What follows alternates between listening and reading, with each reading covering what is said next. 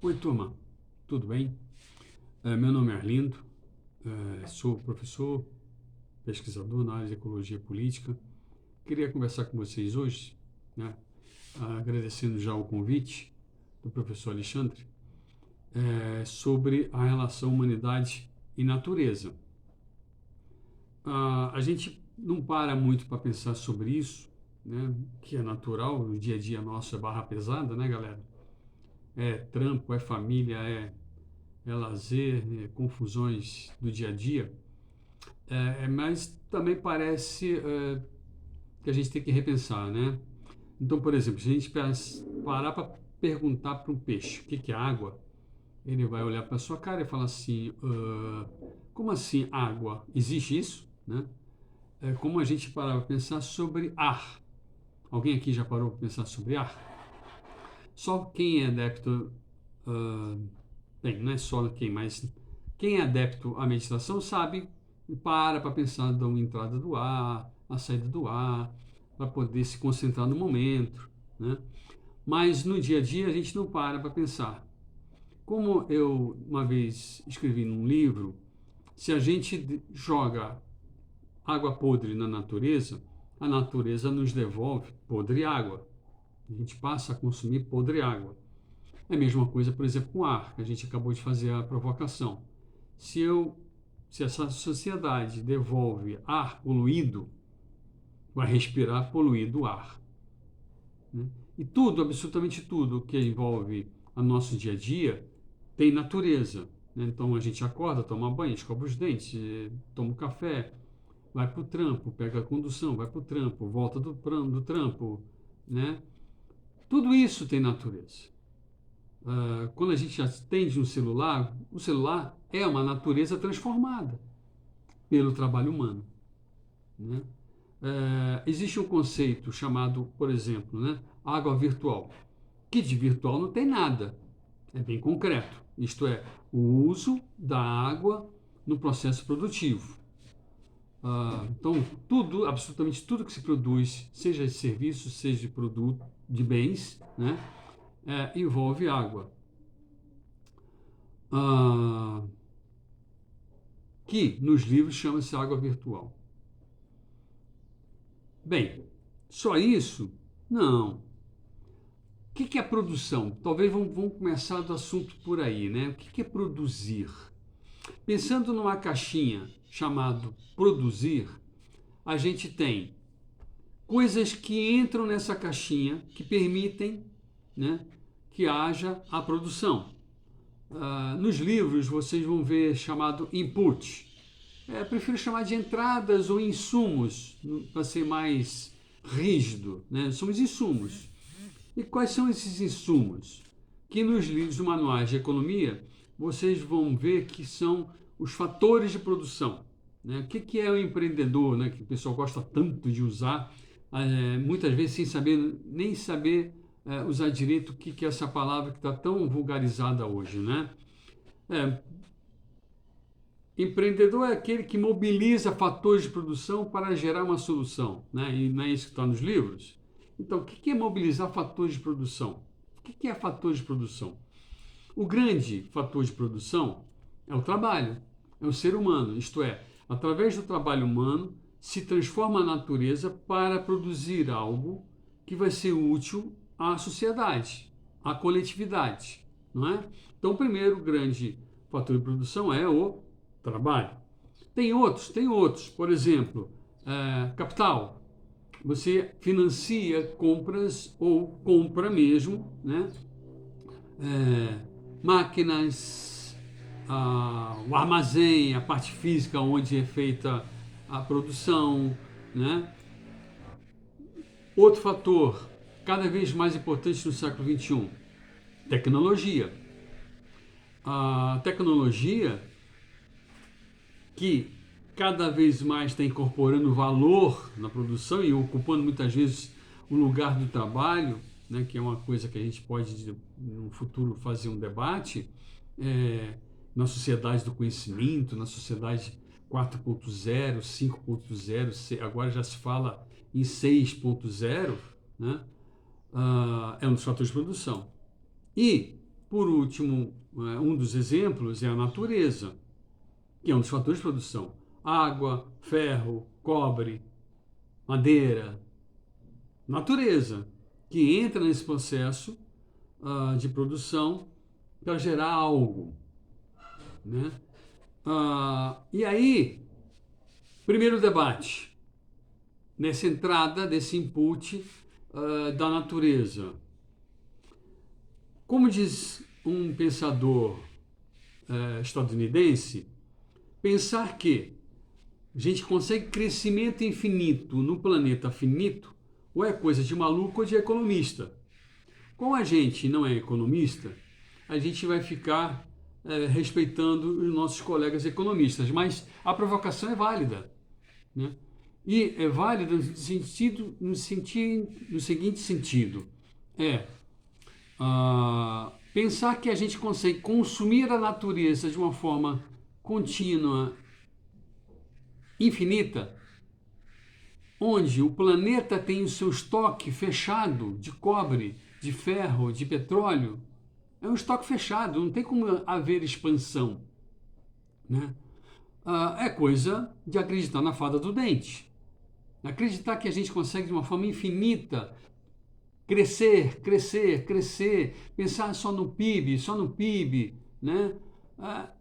É acreditar na fada do dente, porque não tem como a gente crescer de uma forma infinita no planeta finito. Há algumas soluções que o próprio sistema dá, né? Por exemplo, os 4 R's, né? Reciclar, reusar e reduzir, isto é, ter a ecoeficiência, produzir mais consumindo menos natureza, é interessante, mas insuficiente. A gente tem que buscar formas de repensar esse processo produtivo, repensar esse consumo contínuo.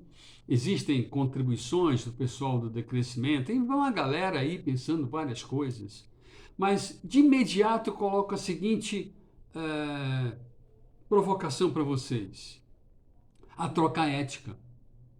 Isto é, no processo ético de querer buscar a felicidade, acreditar que o consumo nos dá felicidade, e essa na lógica da ética do lucro eterno, contínuo, onde o lucro é o grande altar, né, o grande Deus, o Deus dinheiro, né, no altar do lucro, a gente tem que repensar essa crença, a gente tem que repensar essa ética. Porque, de imediato, posso dizer para vocês o seguinte: ter algo novo, ter algo bacana, nos dá alegria, que é diferente de felicidade. E essa alegria não necessariamente nos dá felicidade. Como o consumo não dá essa felicidade, a gente acredita que consumindo mais a gente vai alcançar. É como aquela figura do cavalinho atrás da cenoura. Quanto mais anda, mais a cenoura vai nos mantendo andando sem conseguir alcançá-la. É isso. O consumo para alcançar a felicidade. A gente tem que repensar. Usando o pensador alemão Carlos Máximo, eu prefiro o conceito dele de felicidade. Que a verdadeira felicidade humana, ou melhor, a verdadeira riqueza humana, está na riqueza das relações humanas. Então a felicidade está na qualidade das nossas relações conosco e com a natureza. Fica aí uma provocação para vocês repensarem. Andando mais para frente, né, tem o output, isto é, a saída da produção, que pode ser produtos, bens e serviços, isto é, produtos, e pode ser resíduos. Há algo incompleto nos manuais do século XX. Essa parte, assim como a parte da importância da natureza não estava nele, né, a gente chama que estava omitido, né, a parte dos resíduos também estão omitidos nos manuais do século XX, né, que tem que colocar nos manuais, já está em alguns deles, e tem que ser incisivo nos manuais do século XXI. Por quê? Esse resíduo passou a ser chave também. Não só a qualidade do atendimento das necessidades da sociedade, dos bens e serviços, mas também o que fazer com os resíduos. Porque um resíduo maltratado chama-se poluição. Quer dizer, aquela galera que eu acabei de falar, dos 4 R's, né? Reciclar, reusar.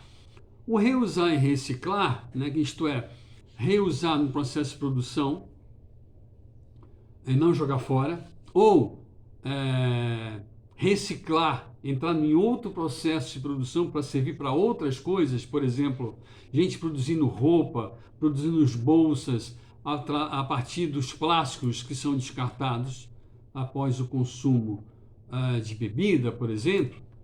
Isso é reciclar. Eu reciclo o plástico e esse plástico vira roupa, vira bolsa, vira outra coisa. Isso é o que temos que repensar. E debaixo disso tudo tem uma poluição muito grave, que altera a atmosfera, que é o clima, que é os gases, o impacto, o aumento do CO2 de uma sociedade que a gente chama de sociedade fóssil, né, de consumo de carvão, petróleo, envolvido nesse processo de produção que a gente acabou de falar, e aumenta a quantidade de CO2, gás carbono, ou metano, que é mais ainda poderoso em relação aos gases de efeito estufa. Os gases de efeito estufa, por si só, não é ruim. São os gases que mantêm o nosso planeta, esse lindo ponto azul solto no universo, aquecido.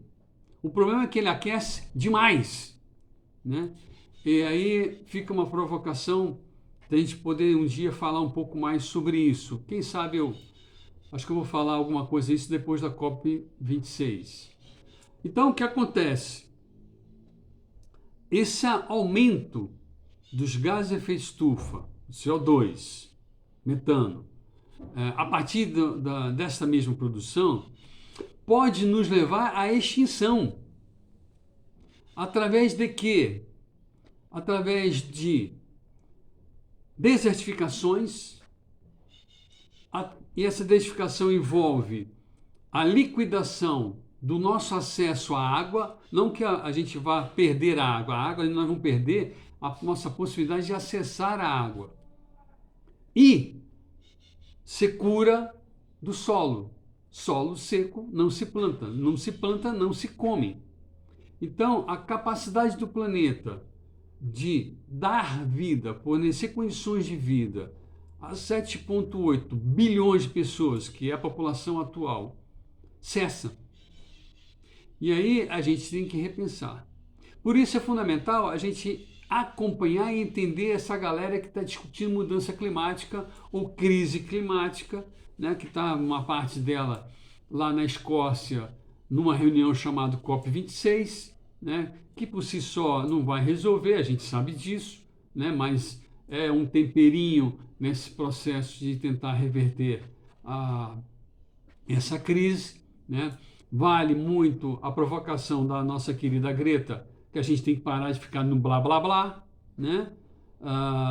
Que a gente está há décadas ouvindo só blá blá blá e a crise continua, a crise aumenta e a gente vê as gerações que já estão vivas e as futuras com grande ameaça de não ter acesso às condições da natureza para poder continuar de uma vida saudável, continuar a beber sua água, a comer a sua comida, a respirar um ar de qualidade. Então, a ideia de hoje é provocar vocês, não dar respostas, mas provocar perguntas, né? A ideia é, o que fazer com a nossa relação humanidade-natureza? O que fazer de uma forma crítica? Olhar os processos de produção e, como nem todos nós temos força para influenciar diretamente na produção, mas a gente tem força para influenciar no consumo. Nós participamos do processo produtivo, no mínimo, consumindo, né? Então, vamos pensar um pouco antes de consumir. Se, por exemplo, essa empresa tem uma política socioambiental bacana, já pensaram nisso? Como escreveu Fretel, um pensador mexicano, quando você compra algo, é como se você estivesse votando politicamente em algo. Então, quando a gente abre uma garrafinha de Coca-Cola, por exemplo, a gente está votando na política socioambiental da Coca-Cola. Será que a Coca-Cola tem uma política socioambiental bacana que mereça o nosso voto? Quando a gente compra uma roupa na loja, a gente guarda uma graninha e compra uma roupinha bacana. Será que quem fabricou essa roupinha bacana não tem mão de obra escravizada? Pararam para pensar nisso? Quer dizer, pensamento sustentável, que é a palavra da moda, que muitos falam e pouco entendem, né? Que isto é, o que é a palavra sustentável? Sustentabilidade é consumirmos algo que foi viável economicamente, mas que seja socialmente justo e ambientalmente responsável. Isso é uma definição. Não a minha, eu prefiro outra, que a gente consuma algo. Sustentabilidade é algo socialmente justo, ambientalmente responsável e solidário. Temos que aprender a ser solidário com todos os seres desse planeta, inclusive os não humanos. Agora, desenvolvimento sustentável definido pela ONU também é bacana. É que a gente tenha um desenvolvimento, que a gente consiga prover de consumo a atual geração, mas que essa produção e esse consumo não prejudique o consumo das futuras gerações. A gente tem responsabilidade com os nossos filhos e os nossos netos. A gente não pode, lembra que eu falei que o estoque é finito? A gente não pode consumir nós tudo, né? Tudo de uma vez só. E os nossos netos? Eles se viram. Será que eles vão se virar? Se a gente não pensar, por exemplo, de uma forma muito firme, a nossa relação com a Amazônia, nós aqui do eixo Rio-São Paulo, Paraná, né, Santa Catarina, que aparentemente está longe, só que a morte da Amazônia, que é o projeto de alguns, quer dizer que é a morte dos rios aéreos. E a morte dos rios aéreos é um processo de desertificação do sul, do Mato Grosso até o norte da Argentina. E galera, o Brasil tem 230 milhões de pessoas. Não cabe 230 milhões de pessoas no deserto do Saara. É este o desafio que a gente tem que pensar. Tá bom, meu povo? Então, encerrando o nosso papo de hoje, fica a provocação, né? Primeiro, para vocês pararem um pouquinho para pensar da importância e a riqueza da relação humanidade-natureza e a relevância de nós questionarmos, seja individual, mas principalmente coletivamente, o que fazemos com essa natureza. Tá bom? Gente, um abraço e Alexandre, obrigado pelo convite.